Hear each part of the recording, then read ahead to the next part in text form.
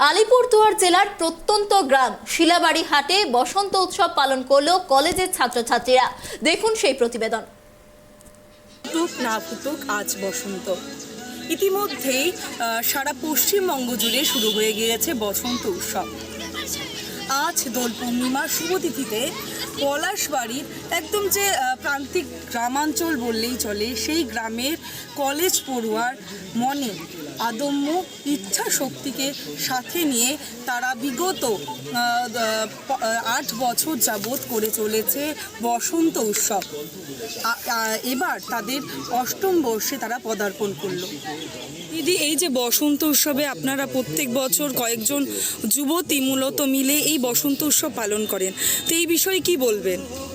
দেখুন, আমাদের প্রচেষ্টা ছিল যে আমরা বিশ্বভারতীর যে রবীন্দ্রনাথের উদ্দেশ্যে যে বসন্ত উৎসব করা হয়, সেই উৎসবের রঙের আমেজ পলাশবাড়িতে আনবো। তাই আজ থেকে প্রায় 8 বছর আগে আমরা এই উৎসবের শুরু করেছিলাম। তো তারই আজকে দিনে দিনে এই জায়গায় পৌঁছেছে। সকলকে নিয়ে রঙের উৎসবের খেলাটাই মেন। আচ্ছা, সহযোগিতা কেমন করে পান, যেহেতু আপনারা বেশিরভাগটাই মহিলা বলতে কি একদম কলেজ পড়ুয়া সকলেই? অ্যাকচুয়ালি আমরা যে উৎসবটা করি, আমরা পুরো 1 জানুয়ারি প্রতি বছর একটা আমাদের অ্যানুয়াল প্রোগ্রাম করি নবনিত্য ভাষা প্রেরণার পক্ষ থেকে। তো সেই প্রোগ্রামটা সম্পূর্ণভাবে কালেকশনের ওপরেই হয়, চাঁদা তোলার মাধ্যমেই হয়।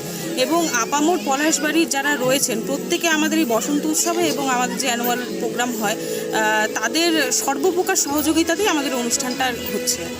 আচ্ছা দিদি, এবছরে আপনাদের কততম বর্ষ? আমাদের 8মতম। আচ্ছা, প্রত্যেক বছর কি এই বসন্ত উৎসব নিয়ে কোনো আকর্ষণ বা বিশেষ কোনো চমক থাকে কি দর্শকদের জন্য? দেখুন, আমাদের মেন যেটা মোটো রয়েছে সেটা হলো স্থানীয় শিল্পীর আত্মপ্রকাশের মঞ্চ। এখানে সারাদিন যে অনুষ্ঠানটা হবে সেটা নাচ গান আবৃত্তি রয়েছে। সেখানে স্থানীয় শিল্পী যারা রয়েছেন তারা নাচ গান করবে এবং আমরা শেষে আবির খেলে বড়দের শুভেচ্ছা প্রণাম জানিয়ে ছোটদের ভালোবাসা জানিয়ে আজকের দিনটি এইভাবেই সেলিব্রেট করব। আচ্ছা দিদি, আপনাদের সংস্থার নাম এবং আপনি কোন দায়িত্বে রয়েছেন, আপনার নাম? আমি মলি ভুইয়া, নবনিত্য ভাষা প্রেরণার সম্পাদক। নবনিত্য ভাষা প্রেরণার পরিচালনায় আজকের এই বসন্ত উৎসবটি হচ্ছে। আচ্ছা, কততম? 8ম। ধন্যবাদ। প্রথমে যখন তারা এই বসন্ত উৎসব সূচনা করেছিল, ছিল কয়েকজন মেয়ে কলেজ পড়ুয়া, এবং তার সাথে আজকে সেই সংখ্যাটা দেখতে গেলে কিন্তু অনেকেই তাদের সাথে হাতে হাত মিলিয়ে কিন্তু এই বসন্ত উৎসবে সহযোগিতা করেছে। আজ এই বসন্ত উৎসবের রং সবার জীবনে ছড়িয়ে পড়ল। আলিপুরদুয়ার থেকে অনিশা পোদ্দারের রিপোর্ট, ট্রাইব টিভি।